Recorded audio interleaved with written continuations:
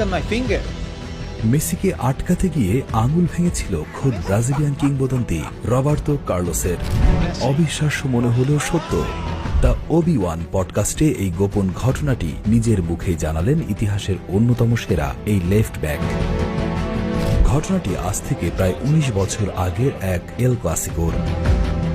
একদিকে রিয়াল মাদ্রিদের রক্ষণভাগে কার্লোস ও ক্যানাভারোর মতো পাহাড় সম বাধা, অন্যদিকে বার্সার হয়ে মাঠে ১৯ বছর বয়সী তরুণ লিওনেল মেসি।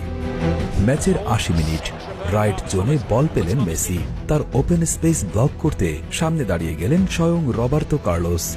কিন্তু এরপর যা ঘটল তা কার্লোস নিজেও কল্পনা করতে পারেননি।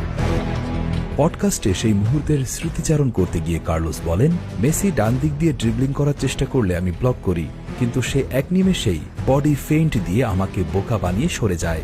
আমি তাকে থামাতে সর্বোচ্চ চেষ্টা করি, এমনকি জার্সিও টেনে ধরি, কিন্তু মেসির গতি এত বেশি ছিল যে তাকে আটকাতে গিয়ে উল্টো আমার আঙুলি মচকে যায়।